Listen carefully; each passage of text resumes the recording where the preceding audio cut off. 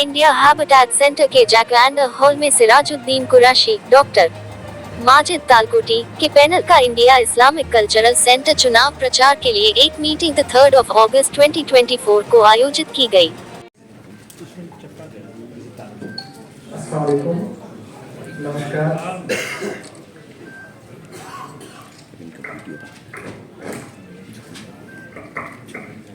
Dear honorable distinguished guests,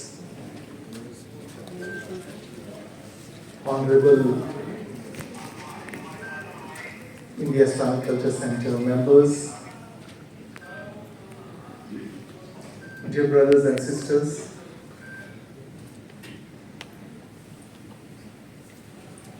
सारे जहां से अच्छा ये हिंदुस्तान हमारा। एक दुआ से मैं शुरू करता हूं। मेरी दुआ है कि मेरा हिंदुस्तान महान हो, हर हिंदू विवेकानंद और हर मुस्लिम कलाम की तरह इस हिंदुस्तान को रोशन करे।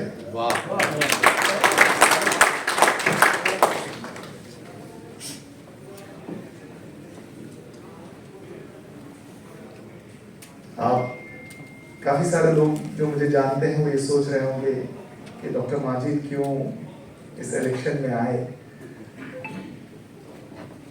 और क्या उनके जहन में चला और वो क्यों आए।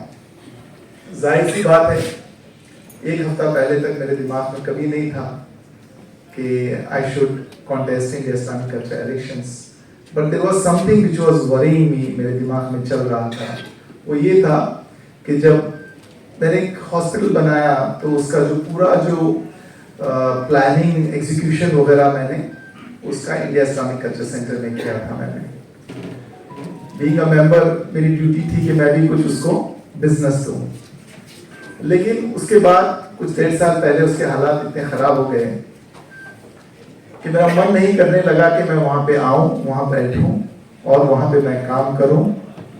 बस एक दिल से उठ गया था और फिर उस तरफ मेरे कदम नहीं उठते थे। आप जानते हैं वो क्या हुआ, कैसे हुआ और क्या हुआ। जब मेरी बात सिराजुद्दीन कुरैशी साहब से हुई और उनके तरफ से और काफी सारे मेंबर्स से, तो मैंने सोचा कि अगर मुझे एक मौका मिलेगा और इंडिया इस्लामिक कल्चर सेंटर को मैं वापस इंडिया इस्लामिक कल्चर सेंटर्स को मैं बना सकूं और उसको सेंटर ऑफ एक्सीलेंस जो वो था उसका वकार मैं वापस लाऊं, तो जब भी मेरे दिल में बात आई तो मुझे चैलेंजेस बहुत पसंद है और मैं इस मैदान में कूद पड़ा और आपके सामने मैं आके खड़ा हुआ।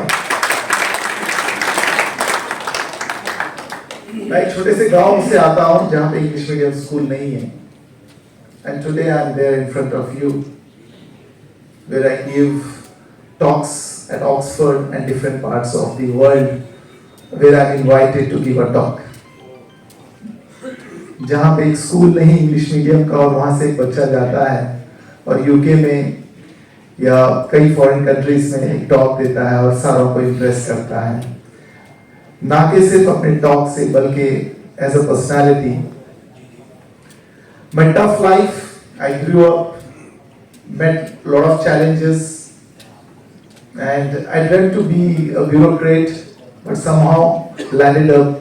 And since I saw one day a lot of people waiting for a doctor and how they were respecting him, and I thought I should join this noble profession. I did my undergraduation, post-graduation, and my super specialization from AIMS, and then my advanced training from National Cancer Center, Japan. My day begins with service and ends with service, and to help people who come in front of me with I have here with me Dr. Mehta sir. He can stand up. Dr. Anil Mehta. हम लोग सुबह में उठते हैं and you can see him.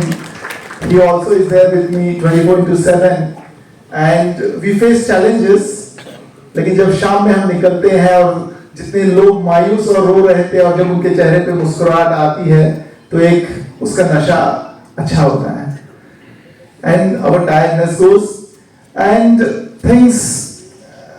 Similarly, I got into education. I'm associated with the Education Society, and a lot of day-to-day everyone's need. I like to get into their personal lives and help them. My motivation to serve has landed me to India Islamic Culture Center, because I feel India Islamic Culture Center is a platform where I can serve the community and the country, and that's why I'm here to serve.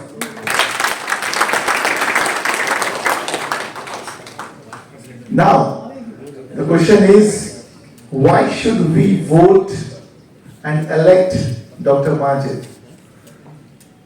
If you compare with other members, he's young, they have a lot of experience, they have been cabinet ministers, had the opportunity to serve 25 years as a cabinet minister, or other members who are bureaucrats, or some who are businessmen.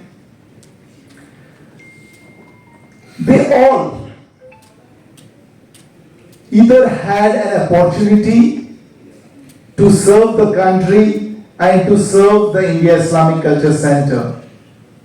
How many times did they put their hand in their pocket and came up to help India Islamic Culture Center when they were cabinet ministers, when they were minority ministers, when this India Islamic Culture Center was, they could have made hundreds of India Islamic Culture Centers, or they could have supported when they missed their chance. वो मौका जो उन्हें मिला था खिदमत का, उन्होंने वो खो दिया है। अब मुझे लगता है कि मैं आपके सामने रिक्वेस्ट करूं कि मेरा एक मौका तो बनता है या नहीं बनता है? मुझे खिदमत का मौका मिलना चाहिए या नहीं मिलना चाहिए? मैं आपका शुक्रगुजार हूं कि आपने अपना कीमती वक्त, I know you all are very busy people, very busy people, but India Islamic culture centre भी एक अपना घर है, अपना इदारा है, तो इसके लिए आपको टाइम निकालना है। और डॉक्टर माजिद आपका अपना है, आपका खादिम है, आपका सर्वेंट है, और आपके लिए खड़ा है इंडिया इस्लामिक कल्चर सेंटर के लिए। एंड इफ यू सी, जो जिस तरह के साजिशें की जा रही हैं, या तो लोग अपनी नाकामयाबी को मान रहे हैं और इसलिए झूठे इंजामात पे इंजामात लगाते जा रहे हैं, गुमराह कर रहे हैं, मुद्दे पे नहीं आ रहे हैं, क्या वो करेंगे, क्या वो कैसे आगे बढ़ेंगे, बस ये लगा रहे हैं। माफ करना, मैं कोई पॉलिटिशियन नहीं हूं। अगर पॉलिटिशियन होता तो कभी ना कभी आपके पास आता मैं वोट मांगने के लिए। मैं आपके पास आया हूं खिदमत का एक मौका मांगने के लिए।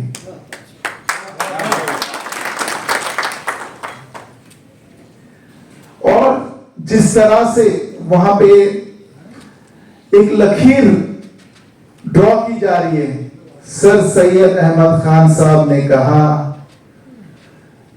इस हिंदुस्तान में जो मजहब रहते हैं, अगर हिंदू हो या मुस्लिम हो, वो एक हिंदू और एक मुस्लिम एक आंख की तरह है। अगर आप देखो, एक सुंदर सी दुल्हन है और उसके आंख इतने प्यारे हैं और लोग इस आंख में खंजर डाल रहे हैं, और सर सैयद अहमद खान साहब की दुल्हन को, इंडिया इस्लामिक कल्चर सेंटर को तबाह और बर्बाद करना चाह रहे हैं, और हिंदुस्तान के गंगा जमुना तहजीब को वो मिटाना चाह रहे हैं।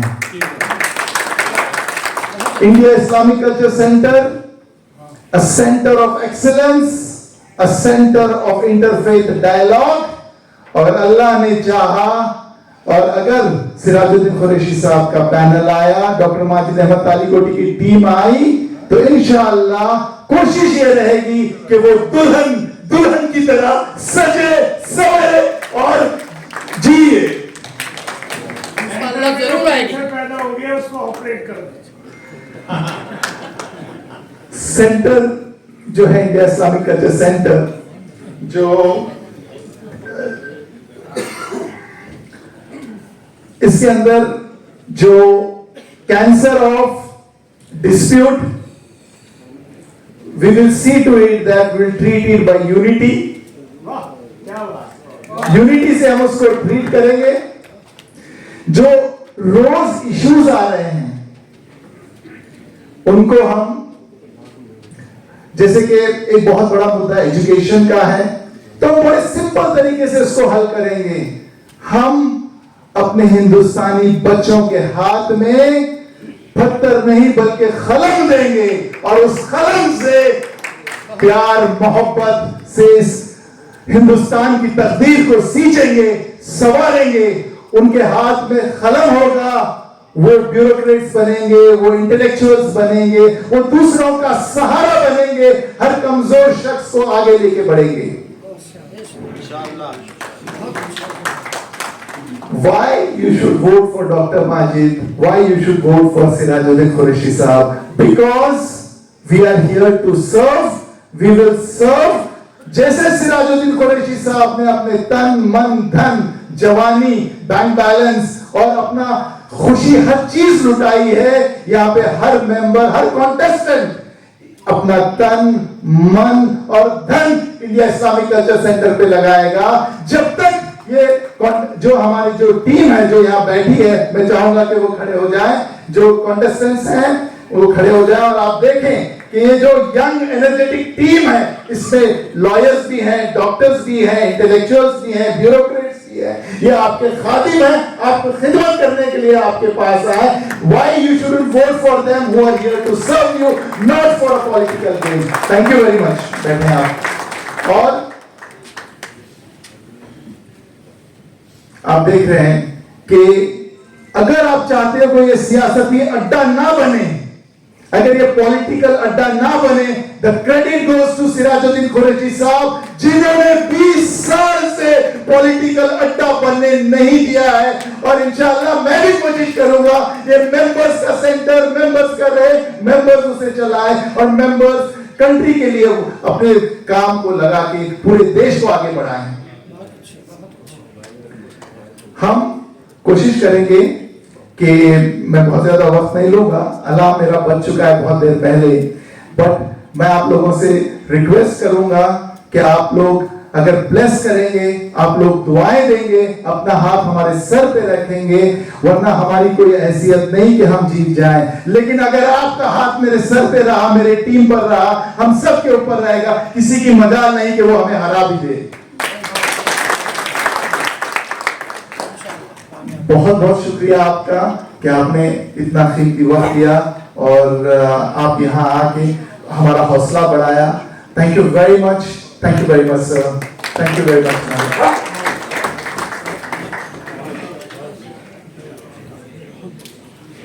बहुत शुक्रिया माजिद। 70 साल के बाद प्रेसिडेंट का इलेक्शन नहीं लड़ सकते, उसके अंदर अमेंडमेंट होनी चाहिए अगर इलेक्शन लड़ना है तो। मैंने कई साल ये कोशिश की कि इसके अंदर अमेंडमेंट कर दी जाए, क्योंकि लोगों की ख्वाहिश थी कि मुझे उससे इलेक्शन होना चाहिए। मेरी ख्वाहिश नहीं थी कि मुझे उससे हमेशा जुड़े रहना है। जुड़ा तो मैं जब तक रहूँगा जब तक मेरी हयात है, लेकिन इसलिए कि ताकि इसके अंदर हर वो नया काम होता रहे जिसकी सेंटर को ज़रूरत है, इसके मेम्बरान को ज़रूरत है और इस मुल्क को ज़रूरत है। मैंने कम्युनिटीज़ की बात की, कम्युनिटीज़ साथ साथ सरकार की बात की, सबके साथ जोड़ा इसको। कौन सी ऐसी अहम शख्सियत है जो इंडिया इस्लामिक कल्चर सेंटर के अंदर तशरीफ नहीं लाई? इंडिया के अलावा की बात करता हूँ मैं। बड़े बड़े शहंशाह आ गए, बड़े बड़े सदूर आ गए, बड़े बड़े वज़ीर आज़म आ गए, नायब वज़ीर आज़म आ गए, मिनिस्टर तो बहुत आ गए, इमाम हरम आ गए, इमाम मदीना आ गए, मुफ्ती साहिबान आ गए, बड़े बड़े गुरु आ गए।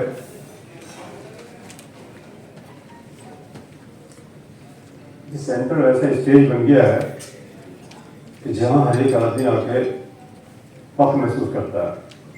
और आज की सरकार जो सरकार बैठी है वो भी इसको अहमियत देती है।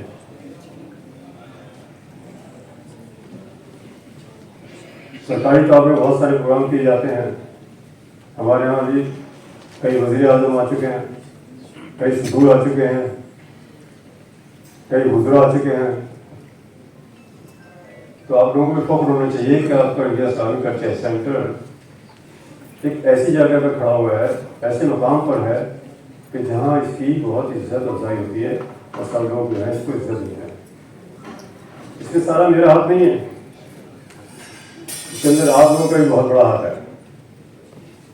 मैं अब ये कर रहा था पिछले 1.5 साल के अंदर जब मेरी ओर की बात आई, अमेंडमेंट की बात आई, तो वहाँ पे हमारे बोर्ड के अंदर जो मेरे साथ लोग जीत के आते थे उन्होंने इस बात का हंगामा किया, नहीं आपकी एज का सवाल नहीं है, एज आपकी नहीं बढ़नी चाहिए और आपको रिटायर देना चाहिए। और अभी 6 महीने बाकी थे अगला इलेक्शन होने के अंदर। मैंने कहा ऐसा है जनरल बॉडी के ऊपर छोड़ दिया जाए, उसका फैसला करने दीजिएगा कि वो बढ़नी चाहिए नहीं बढ़नी चाहिए। इतनी बात मैंने कही तो उन्होंने जाके कोर्ट से मेरे खिलाफ स्टे ले लिया। Now the story starts. What happened? The center has gone to dogs. The great sacrifice of 20 years has been totally forgotten. And all those people who were with me for the last 20 years, they played this dirty game. I feel so sad. Not because of me only, on behalf of all the members. What was their dream? To see the center, and what has happened to the center now? Court से order आ गया, court से order लाया गया, आया नहीं। Court को misguide किया गया, मिसलीड किया गया और ये ऑर्डर आ गया कि जो हमारे बोर्ड में 6 लोग जो थे मेरे खिलाफ वो सुप्रीम है। कोर्ट ने भी शायद इस गलतफहमी को मान लिया होगा और उन्होंने कहा कि हाँ आप सुप्रीम हो। 6 लोग जो हैं 4,000 लोगों के मुकाबले में सुप्रीम हो गए। मैं काफ़ी लड़ा। इस बीच के अंदर क्या हुआ कि इन लोगों ने एक एडमिनिस्ट्रेटर बिठा दिया, यानी ना अहलियत का अपना पूरा सबूत दे दिया कि हम लोग इस काबिल नहीं है कि सेंटर को चला सकें। सिराज कुरैशी जो है 20 साल चला सका और ये 6 लोग जो थे इन्होंने कोर्ट का सहारा ले लिया और एक गवर्नमेंट के नॉमिनी को, गवर्नमेंट के एडमिनिस्ट्रेटर को या ऑब्जर्वर को ये इस्लामिक कल्चर सेंटर में लाकर बिठा दिया। मैं आपको ये बताना चाह रहा हूँ, मेरा मकसद इन तमाम बातों से यह है कि जो नाअहल लोग जो इस काबिल नहीं थे कि इलेक्शन इस्लामिक कल्चर सेंटर को चला सकते, तभी तो कोर्ट का सहारा लिया उन्होंने। अगर उनके अंदर दम होता तो हमारे मेंबर्स के अंदर बड़े बड़े जजेस हैं, बड़े बड़े एडवोकेट्स हैं, बड़े बड़े ऑफिसर्स हैं, बड़े बड़े अहम लोग हैं, उनके साथ बैठ के मीटिंग करनी चाहिए थी। लेकिन इस मामले को कोर्ट के अंदर ले जाके सेंटर को बदनाम भी नहीं किया। सेंटर का अब तक 2 करोड़ रुपया जो है वो खर्च हो चुका है। 2 करोड़ रुपया क्या देना इतना आसान नहीं, किस मेहनत से कमाया जाता है इसका अंदाजा आपको होगा। आज 1.5 साल से ऊपर हो गया। अब चूंकि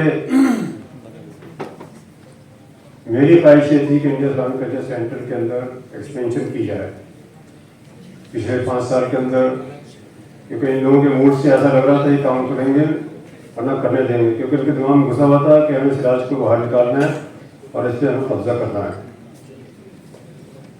उनमें से एक आदमी का ये पैसे का कॉन्ट्रीब्यूशन नहीं है।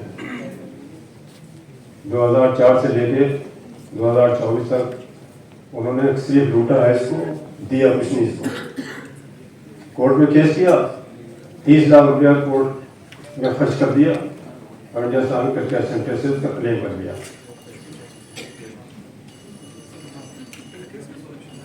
ऑब्जर्वर साहब आए, एडमिनिस्ट्रेशन कह लीजिए, कुछ भी कह लीजिएगा, 10 लाख रुपया महीना वो बैठ के खर्च कर रहे हैं करके सेंटर के अंदर। पैसा आपका है, आप मेंबर बने थे, आपने फीस दी थी, सालाना फीस भी बहुत लोग देते हैं, आपका एक पैसा उसके अंदर लगा हुआ है, बेदर्दी से पैसा बहा दिया गया।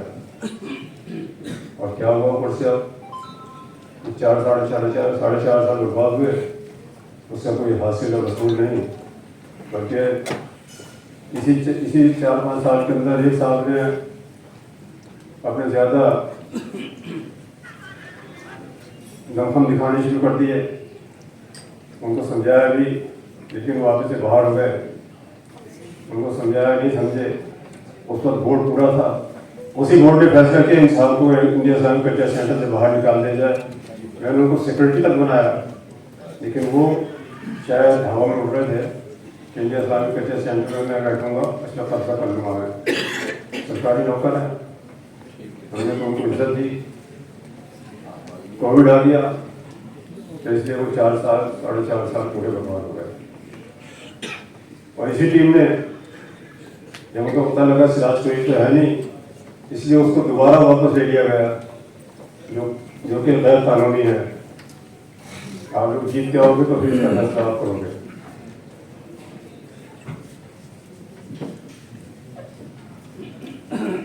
उसके बाद इलेक्शन का टाइम हो गया, कोर्ट ने कहा इलेक्शन कराया जाए, अमेंडमेंट हुई नहीं, मेरी उम्र की बात खटाई में पड़ गई। कोर्ट ने ये भी कहा कि आप स्पेशल जनरल बॉडी मीटिंग बुलाएं और जब साहब को हुक्म दिया गया स्पेशल जनरल बॉडी मीटिंग के लिए, उन्होंने वो भी जब कोर्ट ने हाई कोर्ट के चीफ जस्टिस ने ये ऑर्डर किया तो वो मीटिंग बुलाई गई। और उस मीटिंग के अंदर भी इरेगुलरिटी जितनी हुई, हमारे कॉन्स्टिट्यूशन में लिखा हुआ है कि 75% जो है अटेंडेंस होनी चाहिए जब ये मीटिंग हो रही हो, special general body meeting, attendance 75% होनी चाहिए। उन्होंने इसको मैनिपुलेट किया कि 75% जो है वो वोटिंग हो। आपने कहीं नहीं सुना होगा, यहाँ बड़े बड़े चार्टर्ड अकाउंटेंट्स बैठे हैं, वकील बैठे हैं, कंपनी चलाने वाले भी बैठे हैं, आप लोगों की एजीएम वगैरह होती हैं, तो क्या 100% अटेंडेंस 100% वहाँ पे क्या वोटिंग होती है?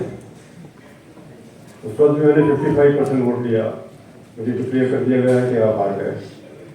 मैंने उसको भी मान लिया, मैंने कहा ठीक है, अगर सेंटर का बड़ा इसी होता है तो मैं इसको भी कबूल कर देता हूँ।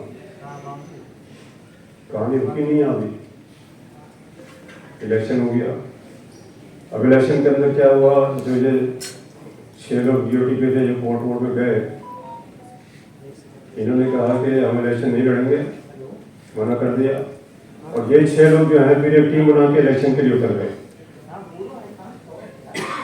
जब मैंने अपनी टीम उतारी क्योंकि मैं लड़ नहीं सकता था। और आपका ये मैं तो बहुत ही आसान मानता हूँ अपने तमाम मेहमान का, जिन्होंने हमेशा मुझे चुन के भेजा। और अब मेरी टीम जो है मैंने उतारी, आपके सामने ये टीम बैठी है। डॉक्टर माजिद वो अपने आप बताएंगे अपने बारे में। मैंने एक ऐसा हीरा चुन के आप लोगों को पेश करने की कोशिश की है, तो जो एक कमिटमेंट का आदमी है, यहाँ के इंसान शरीफ,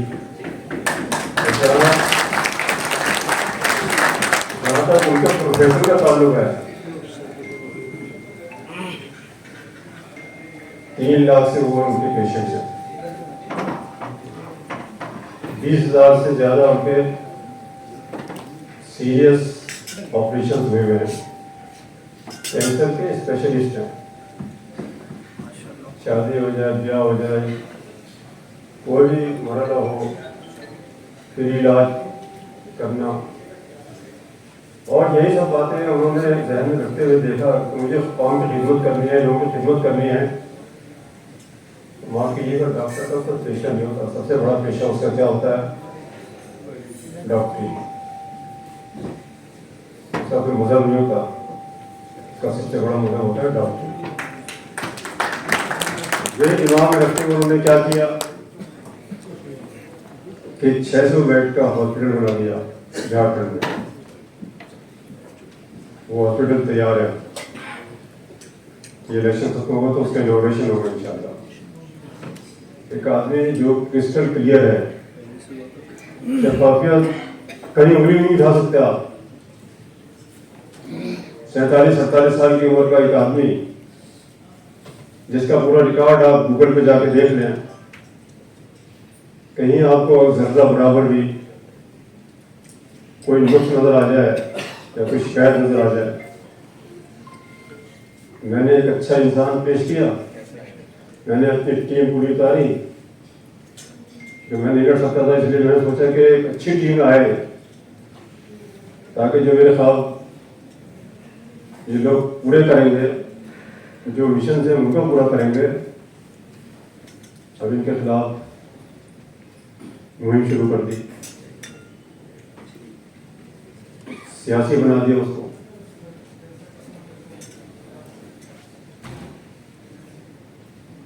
मेरे अजीज Nooran, India Islamic culture centre की लड़ने के लिए मैंने कभी झूठ नहीं बोला, और मैं झूठ का सहारा लेकर भी कभी इलेक्शन के लिए आपसे कहा नहीं। बहुत सारे लोग बैठे हुए हैं, कभी मैंने वोट भी नहीं मांगा था कि मुझे वोट दीजिएगा। आप खुद ही वोट देते थे, क्योंकि आपने काम देखा होता 20 साल के अंदर जो किया। और मैं ये सोचा था कि इसके एक्सपेंशन में जाना है। जो आज सेंटर आपको नजर आ रहा है, इसके अंदर 4 चांद लगाना चाहता था मैं। तारीख के अंदर इसको मैं ऐसा बनाना चाहता था कि आपको भी हमेशा इससे फख्र रहेगा, आप इंडिया इस्लामिक कल्चर सेंटर के मेंबर हैं, और उसका फोटो लेके साथ चले कि देखो मैं इसका मेंबर हूँ और ये इंडिया इस्लामिक कल्चर सेंटर है। इसकी तारीख मौका लगेगा, फिर बनाएंगे इंशाअल्लाह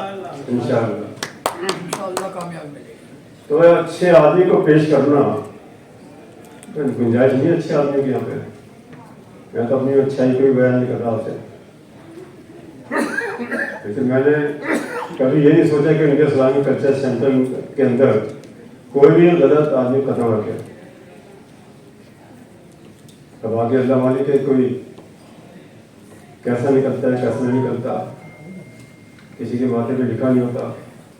लेकिन मैंने अपनी जाना में ये कोशिश की पूरी कि मैं ऐसे आदमी को पेश करूं जो आप लोगों की पूरी नुमाइंदगी कर सके, इंडिया इस्लामिक कल्चर सेंटर की नुमाइंदगी कर सके, कम्युनिटी की नुमाइंदगी कर सके, और ख़ास तौर पर हिंदुस्तान की नुमाइंदगी कर सके।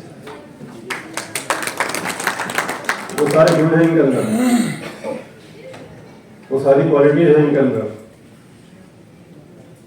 एक आदमी को आप देख लीजिएगा, ये आपके सामने मौजूद हैं, देख लीजिएगा। हमारे वाइस प्रेसिडेंट यहाँ पे नहीं आए, आ गए। सलीम साहब वाइस प्रेसिडेंट के इलेक्शन लड़ रहे हैं, आरिफ मसूद साहब जो हैं गौरव प्रशिद का इलेक्शन लड़ रहे हैं, जमशेद साहब नहीं आए हैं, उनका अपना रोल बड़ा अजीब आजकल।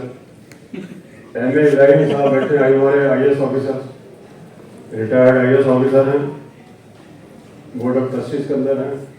इरशाद साहब हैं, बोर्ड ऑफ ट्रस्टीज के अंदर। वकील हैं, यूसुफ साहब हैं, बोर्ड ऑफ ट्रस्टीज के अंदर। उनके साथ हरियाणा लगा हुआ, याद रखिएगा। सत्ताज साहब हैं, सत्ताज अली साहब बड़े बुजुर्ग हैं। मैं भी इत्तेफाक से इलेक्शन लड़ रहा हूँ बोर्ड ऑफ ट्रस्टीज का, सिराजुद्दीन कुरैशी।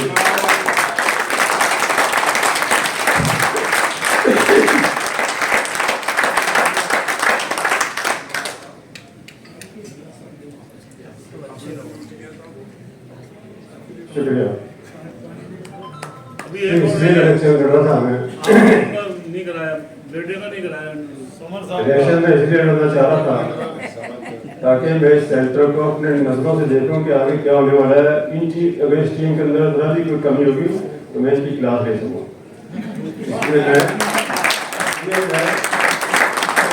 इससे जुड़ा हूँ। हालांकि प्रेसिडेंट से बोर्ड ऑफ ट्रस्टीज में आना लोग मजाक उड़ा रहे हैं, मेरे लिए किसी ओहदे की हैसियत नहीं है। मेरे लिए इंडिया इस्लामिक कल्चरल सेंटर सबसे हैसियत का मालिक है। उसके बाद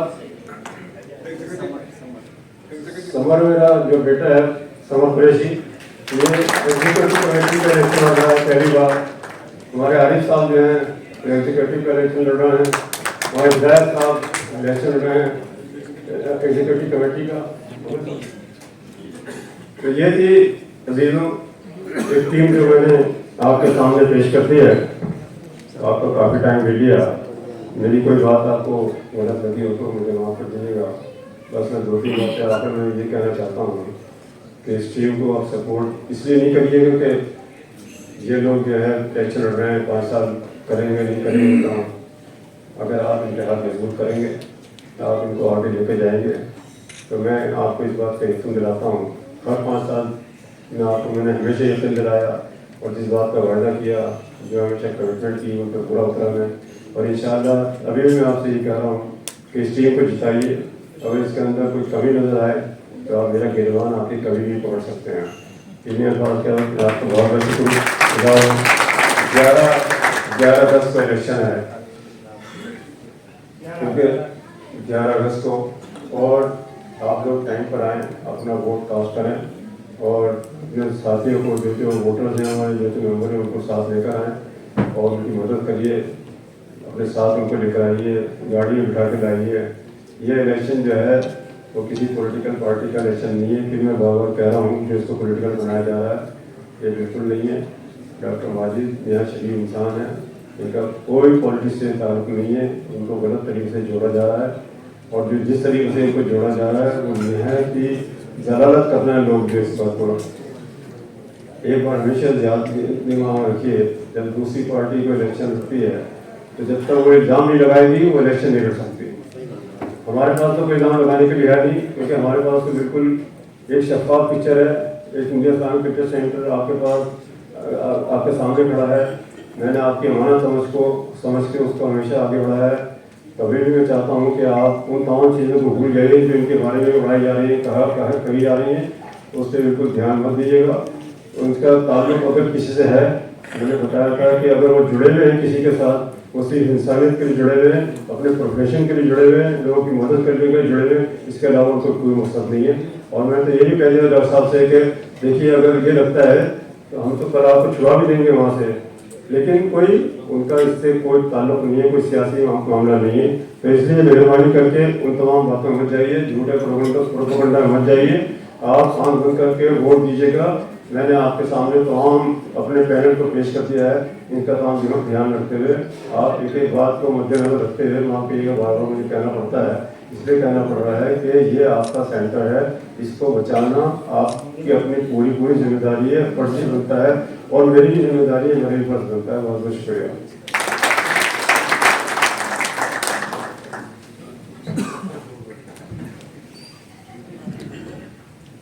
बहुत शुक्रिया। सिराज साहब ने बहुत ही डिटेल में अपनी तकलीफों को और तमाम हालात को बयान किया। सिराज भाई ये शेर पढ़ दिया कीजिएगा जब कहीं तकरीर करें कि मेरे दिल की राख कुरेद मत, इसे मुस्कुरा के हवा न दे। मेरे दिल की राख कुरेद मत, इसे मुस्कुरा के हवा न दे। ये चराग फिर भी चराग है, कहीं तेरा हाथ जला न दे। नए दौर के नए ख्वाब हैं, नए मौसमों के गुलाब हैं।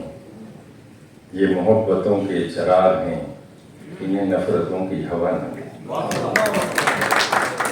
मैं अगले स्पीकर के लिए जनाब सुभाष चौधरी साहब से गुजारिश करूंगा कि वो हैं चले गए। अब मैं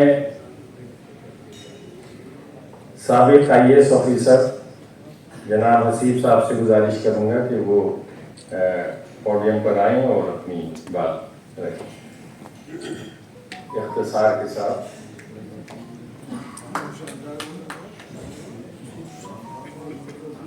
मैं इंडियन इंफॉर्मेशन सर्विस का रिटायर्ड ऑफिसर हूँ और MHA और DLP से भारत कैबिनेट हूँ।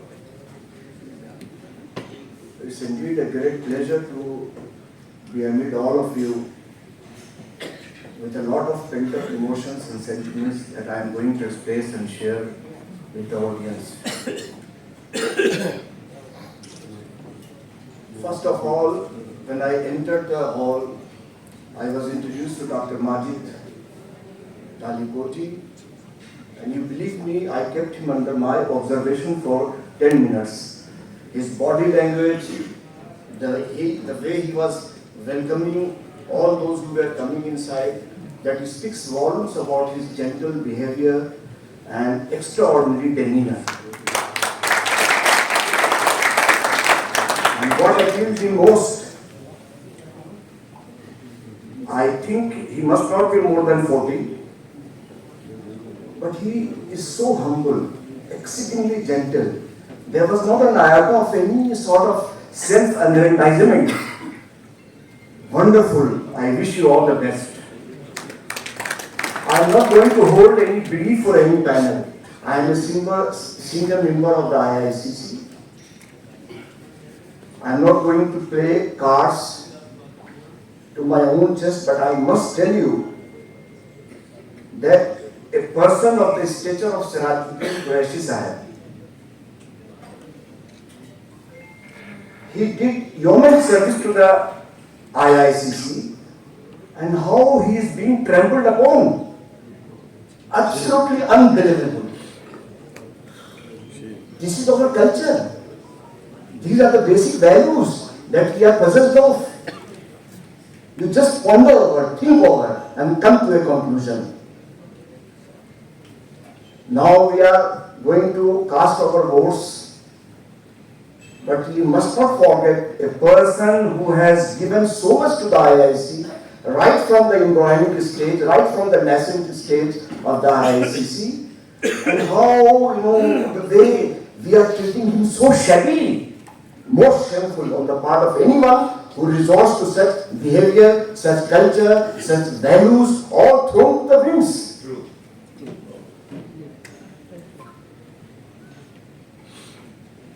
And what I see, the very face of Sirajuddin Qureshi Sahib, the very basic sentiments, the values, all getting reflected on the members of the Sirajuddin Qureshi Sahib's panels. And inshallah, this is my intuition. Again, I am repeating it, harping on the same string. I am not going to hold any brief for the panel, but I will cast my vote on the basis of my own conscience. My qualms of conscience will never guide me to go against him. This is my first visit to the panel of Sirajuddin Qureshi Sahib, and I have been very prominently participating in all the WhatsApp groups also. And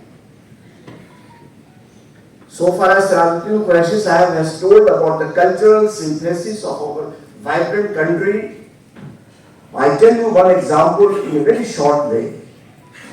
Our nation is a great nation. We cannot compromise on the basic secular values. When I was a child of 5 years, I hail from district Jahanabad. I was at my village Gaya. There was a Muharram sort of, bonhomie and enthusiasm and zeal. I just got drawn in the well. That was an abandoned well. And my next neighbor, whose name I still remember, Kailash Mahto, he rushed to the abandoned well, used the stairs of the well, and pulled me out of the well. Can anybody ask me? Can I tell you whether I am a man of communalism or I am a man of secularism?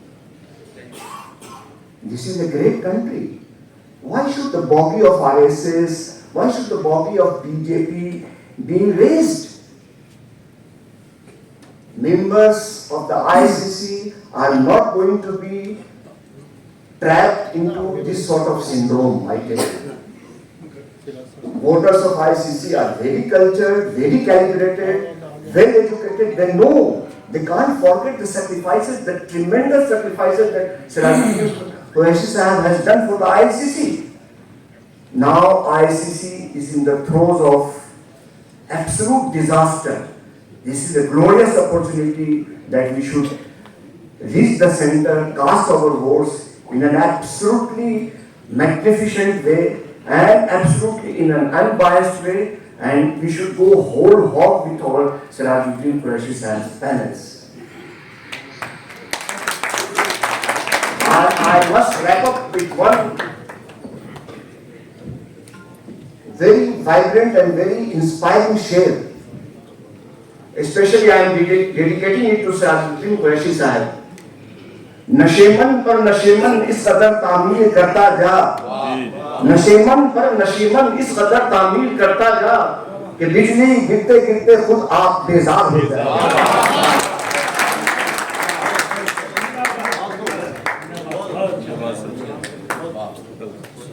भाई बहुत शायद नहीं आपको पता चला।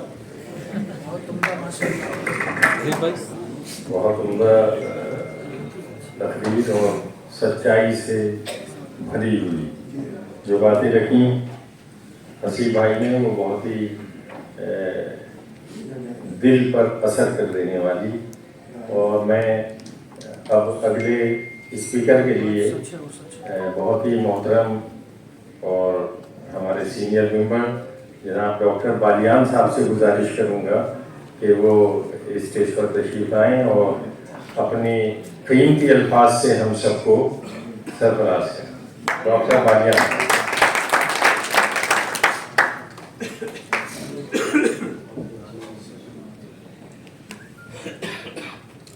Thank you very much. I've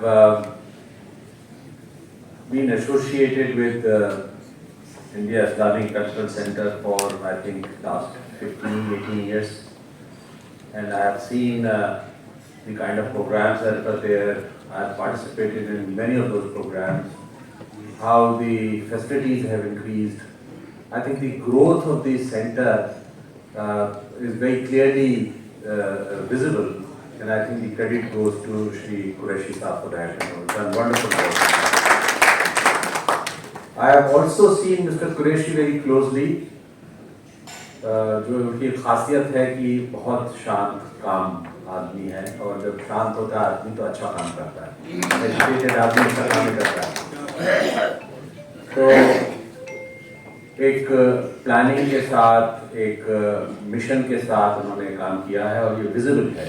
और सबसे बड़ी इम्पॉर्टेंट चीज़ है जो कल्चरल ईथोस है, जो स्ट्रॉन्ग पॉइंट है, वो वहाँ पर एक विजिबल है और उसको प्रमोट करते हैं वहाँ पे। आई थिंक वो एक जो इंडियन ईथोस है, कल्चर है, जो सबको मिलके एक आगे बढ़ने वाला जो एक जज्बा है, वो एक चीज़ एक विजिबल है। और मैं इसको बधाई देता हूँ कि ऐसा उन्होंने एक माहौल बनाया है। फैसिलिटीज़ के साथ साथ और कल्चरल प्रोग्राम्स देना और मेंबर्स को लाना, हर एक सोसाइटी के हर सेक्शन से लोगों को लेके आना, एक ये भी एक इम्पॉर्टेंट काम होता है जो उन्होंने बहुत ही एक इंटरेस्ट से काम किया। हर एक कोई आदमी एक इंस्टीट्यूशन बिल्डर नहीं हो सकता। It's very difficult for people to really build institution, see that it works, grows. एक लॉन्ग जर्नी होती है, not everybody is able to do that, and that's why I give credit to Qureshi Sahab for really, along with his team, he could do that. It's unfortunate that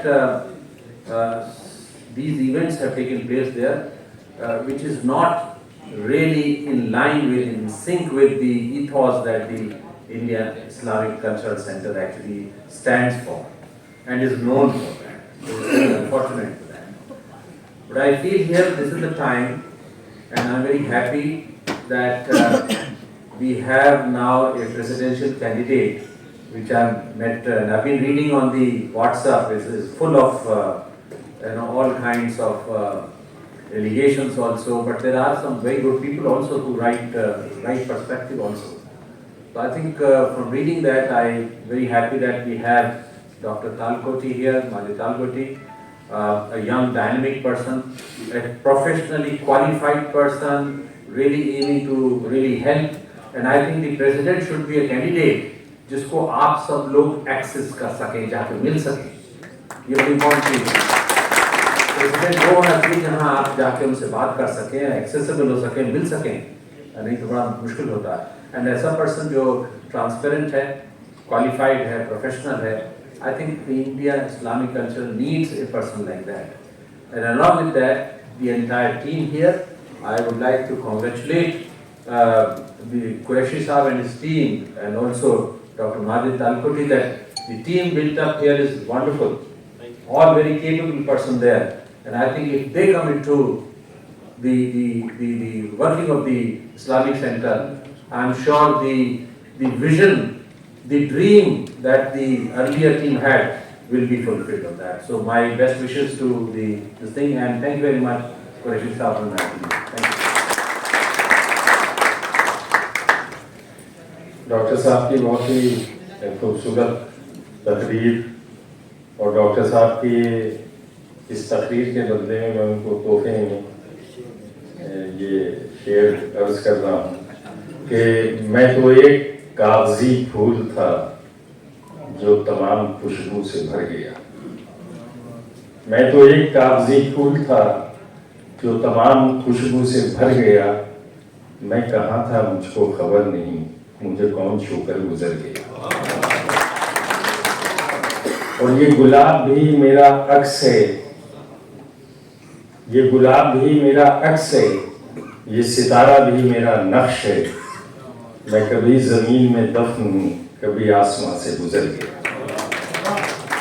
अगले मुकर्रिर के लिए जो next speaker हैं हमारे इस programme के, हमारे Islamic centre के आर्किटेक्ट के बेटे यानी सिराज भाई के बेटे समर कुरैशी साहब से गुजारिश करूंगा कि वो अपनी बात आप सबके सामने पहली बार रखें। आइए समर कुरैशी साहब।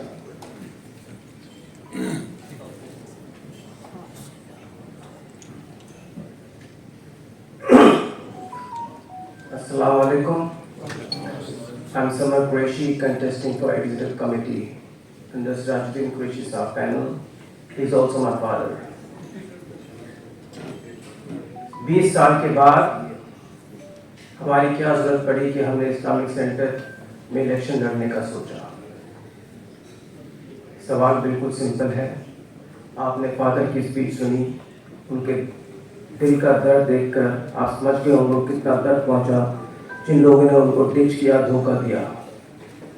जब उनका हमने शेयर किया, हमने हाथ पकड़ के बोला कि हम आपको सपोर्ट करते हैं। डैड ने चाहा कि आप भी हमें इलेक्शन लड़ो, हमें ज्वाइन करो, सेंटर की खिदमत करो, मेंबर्स की खिदमत करो और आने वाले टाइम में कम्युनिटी की खिदमत करो। जैसे मैंने अपनी ज़िंदगी में कम्युनिटी की खिदमत करी, मैं भी चाहूँगा कि मेरा बेटा करे। इससे एक गर्व की बात बाप बेटे की नहीं हो सकती। जब बाप ने बेटे को सपोर्ट किया और बेटे ने उनका हाथ पकड़ा और चैलेंज लिया, जो उनका ड्रीम था इस्लामिक सेंटर का एक्स्ट्रा बिगर इंफ्रास्ट्रक्चर डेवलप करने का, बड़ा ऑडिटोरियम, पार्किंग, जो सब आपने सुन चुके हैं, उसको पूरा करने के लिए। बट अनफॉर्चुनेटली कुछ लोगों ने इसका मजाक उड़ाया, बेटे को लिया है, बेटे को लिया है। मैं आपसे एक बात बिल्कुल दिल से शेयर करना चाहूँगा अपने बारे में। अगर मुझे कोई पावर की या किसी भी पोजीशन की ग्रीड होती, भूख होती, जो और लोगों की आप देख रहे हैं आजकल, मैं बहुत पहले आ चुका होता। मुझे 20 साल वेट करने की जरूरत थी। 10 साल पहले, 15 साल पहले, 5 साल पहले मेरे लिए केक वॉक था। आज मैं 22 लोगों के बीच में डेमोक्रेटिक वे में as a member executive committee में लड़ रहा हूँ। It defines my intentions, how pure and how clean it is. हमारा मोटिव एक ही है इस सेंटर की खिदमत करें जैसे हमारे फादर ने खिदमत करी, और हम अपने फादर का नाम रोशन करें जो हर बेटे का एक ड्रीम होता है।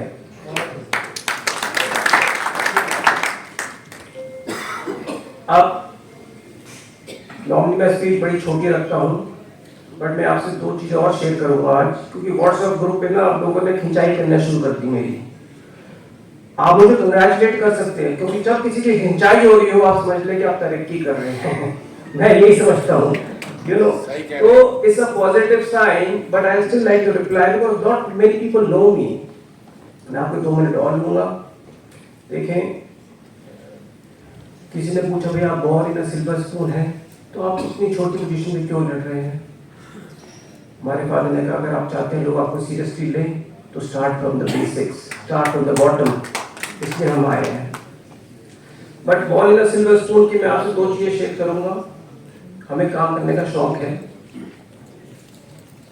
हम जब ऑस्ट्रेलिया में थे, people should know the other Samar Qureshi, what lot of people may not know.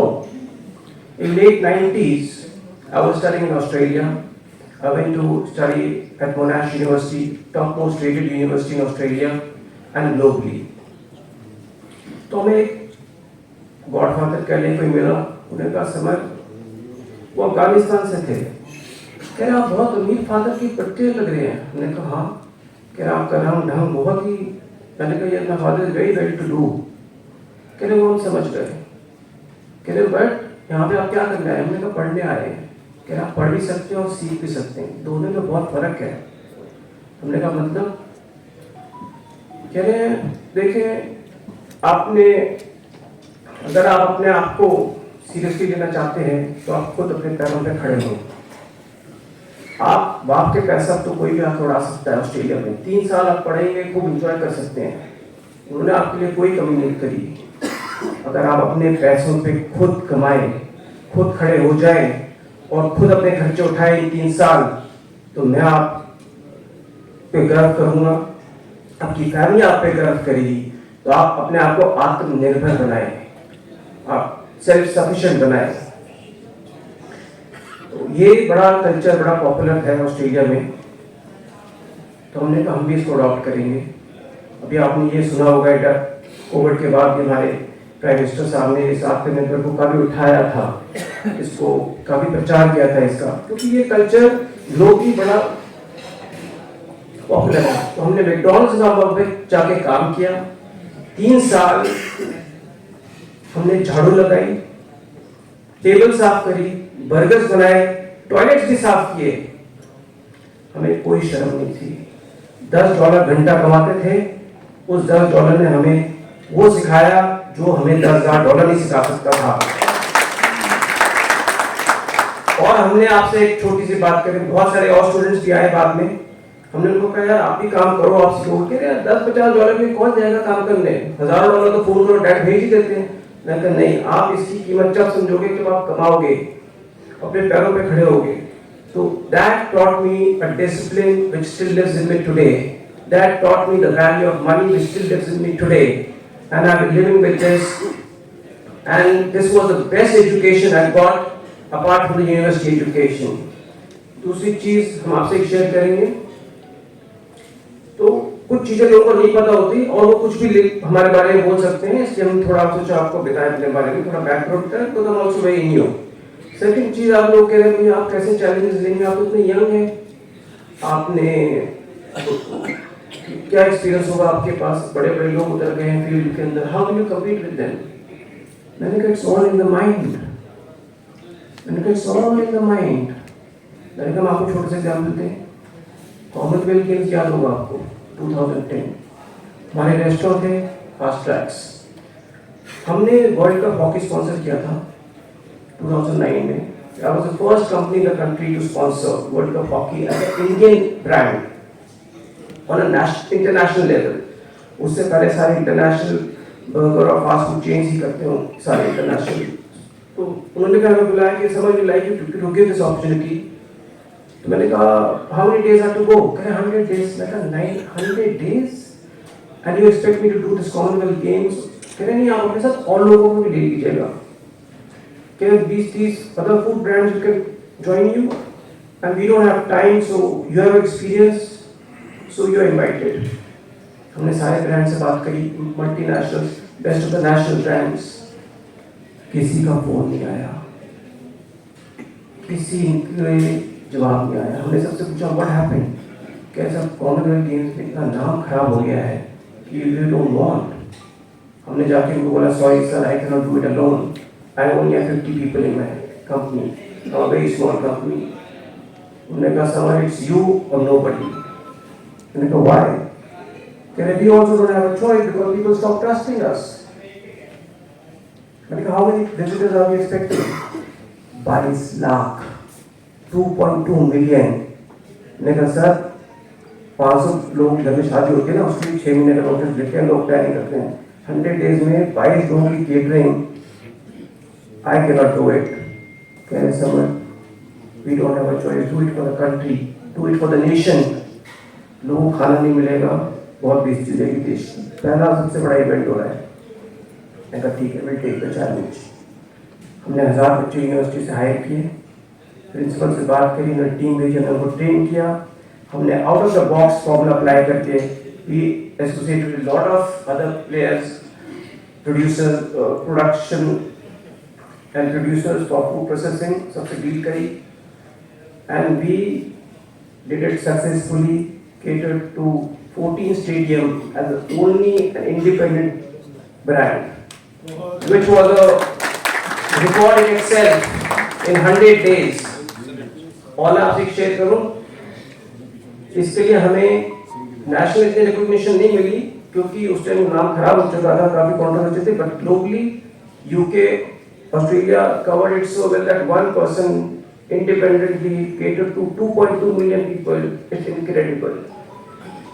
और उसके लिए हमें अवार्ड्स भी मिले, national and international. I got an award in Dubai by one of the very big reputed management company from UK, and that award was most inspiring Asian leader of the year, and that was a very high level award because in that awards best of the businessmen award like Mukesh Ambani ji, Godrej, Prince of Saudi Arabia, and Chinese businessmen, Middle East businessmen, so all were there, you know. But then also they recognized me and awarded me.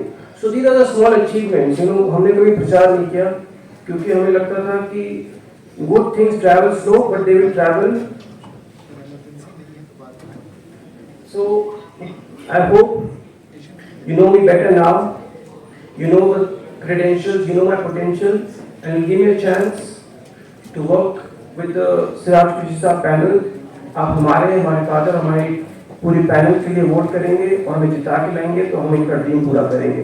Give me a chance to walk into my father's shoes. Thank you.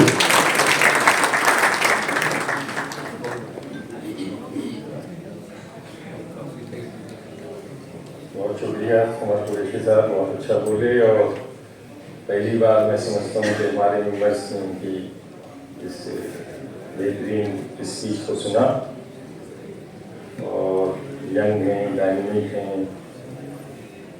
कुछ न कुछ करके दिखाएंगे, ये तय है। अब मैं अपने पैनल के, सिराज साहब के पैनल के, आप सबके हर दिल अजीज पसंदीदा उम्मीदवार सदारत के लिए, प्रेसिडेंटशिप के लिए जनाब डॉक्टर माजिद ताली कोठी साहब से गुजारिश करूँगा कि वो आएँ और अपने ख्यालात हम सबके सामने रखें। और मेरी तकरीर मत कराइए, कल हो जाएगी, नहीं कल हो जाएगी,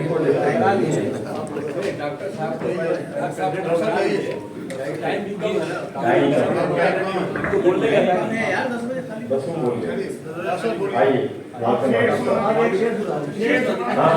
आइए, वक्त कम हो गया।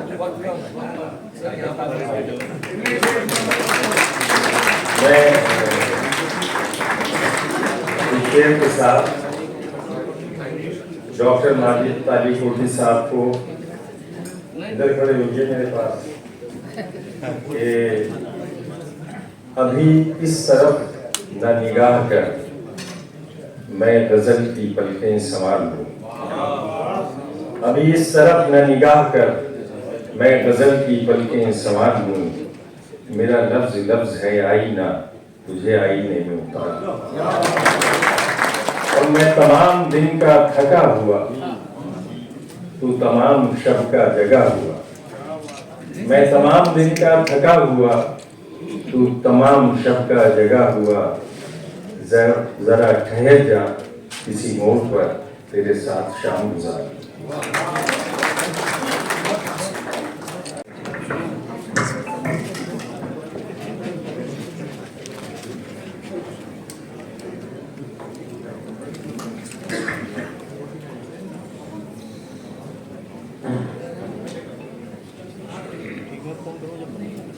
मैं 2 लाइनों से अपनी बात शुरू करूं तो फिक्र है सबको खुद को सही साबित करने की, फिक्र है सबको खुद को सही साबित करने की, जैसे ये जिंदगी नहीं हो कोई इंसाफ।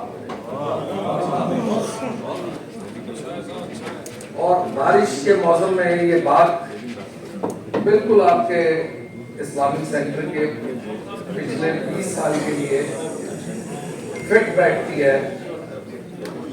तालापुरी साहब, कहूंगा कि साहिब फितरत तो कुछ यूं है इंसान की, बारिश खत्म हो जाए तो छतरी भी बोझ ना।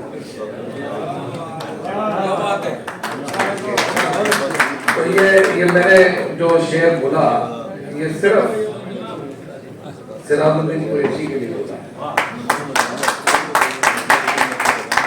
ये उन लोगों के लिए अब छतरी नहीं बोझ हो गए हैं, उनकी बारिश खत्म और उन्होंने ये वादा कर लिया कि अब मैं उन लोगों को आगे नहीं ढोना चाहता, क्योंकि इदारों की बुनियाद अगर कमजोर हो जाए तो इदारे लोगों की निगाहों से उतर जाते हैं। मैं यहाँ आने से पहले इस्लामिक सेंटर की पॉलिटिक्स से कुछ बच के चलना चाह रहा, अपने आप को थोड़ा सा अलग हट के चल रहा था, लेकिन मुझे जब महसूस हुआ कि अब शायद मेरी चुप्पी कल को मेरी कमजोरी हो, तो लगातार इन लोगों से मेरी बातें हो रही हैं, जितने भी लोग चुनाव लड़ रहे हैं 72 या 77 के करीब है, इतने ही है, उनमें से लगभग 60-65 लोगों ने मुझे टेलीफोनों पर बात करते रहे। जब मुझे लगा कि बहुत ज्यादा इजी वे में बात हो रही है तो मुझे लगा कि शायद इससे कुछ हरकत है,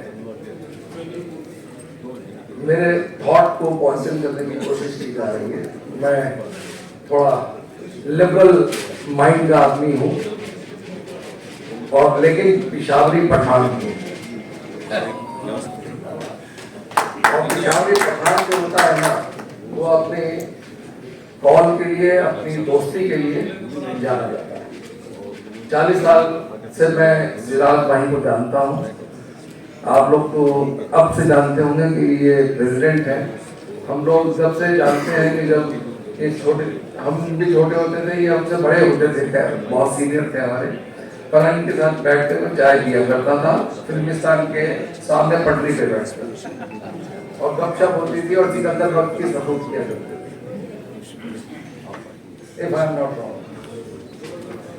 तो जो व्यक्ति अपनी पूरी की पूरी जमा पूंजी को एक इदारे में लगा दे, बोला कि मैं दिवालिया हो जाऊं तो हो जाऊं, लेकिन इस्लामिक सेंटर एक गुलिस्तान की तरह खिल जाना चाहिए। He faced that financial crisis, but he fought. Simultaneously, Islamic centre के लिए जो इन्होंने लड़ाई लड़ी, मैं उसके लिए इनको बधाई देता हूं, और मैं चाहता हूं कि लोग ऐसे आए जो गवर्नमेंट से झगड़ा नहीं, गवर्नमेंट से भी मोहब्बत लेने की कोशिश करें, क्योंकि इदारे झगड़ों से नहीं चलते हैं। मैंने कई बार आपकी एटीएम में कहा था कि अगर आप इस तरह से लड़ेंगे तो एक दिन यहाँ एडमिनिस्ट्रेटर जरूर आएगा। सिराज भाई, आपको याद होगा मैंने 2 एटीएम्स पे लगातार बोला था कि अगर इस तरह की लड़ाइयां होंगी तो एडमिनिस्ट्रेटर आएगा। आया।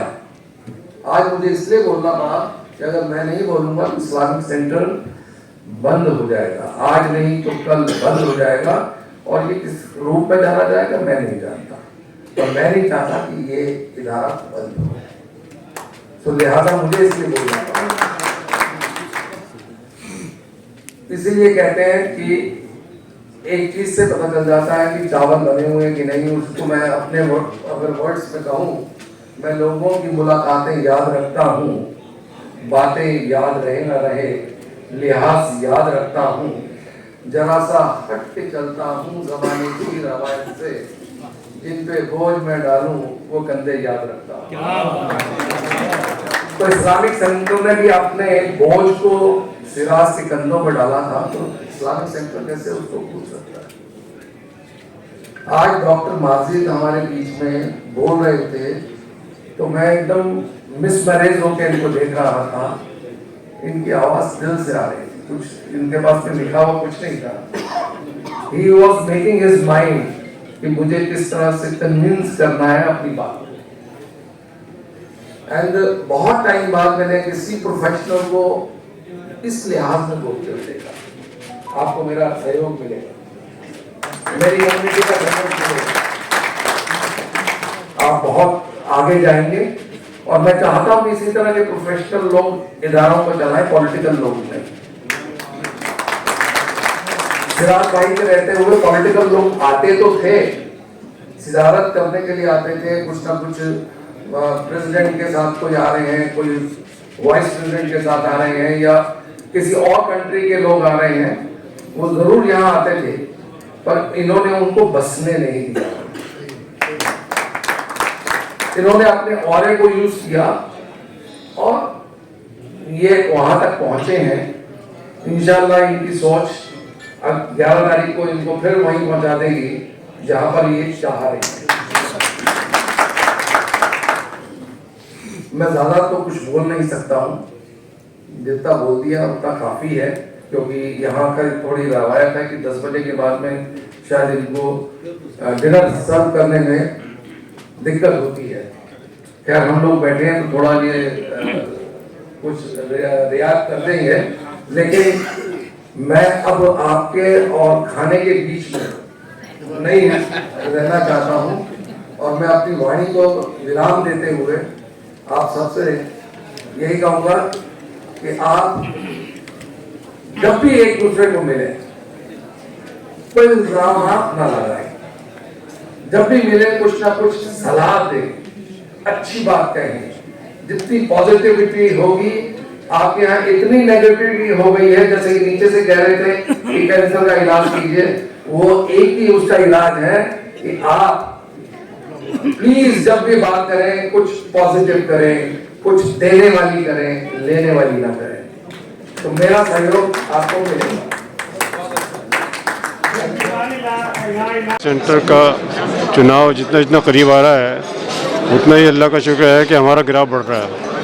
और जैसे जैसे लोगों से मुलाकात हो रही है, जो गलत फहमियाँ लोग फैला रहे थे डॉक्टर माजिद के बारे में, वो गलत फहमी में दूर होती चली जा रही हैं। अब लोग जो है, जो हमारे ख़िलाफ़ हमारे अपोजिशन में लोग खड़े थे, उनको ये बात अच्छी तरह पता लग गई है कि किसी की मुखालिफत करके उनको नुकसान के अलावा कुछ नहीं मिलने वाला, और हमको अल्लाह का शुक्र है फ़ायदा हो रहा है। और हम सच की लड़ाई लड़ रहे हैं, हम सच की ही लड़ाई लड़ते रहेंगे।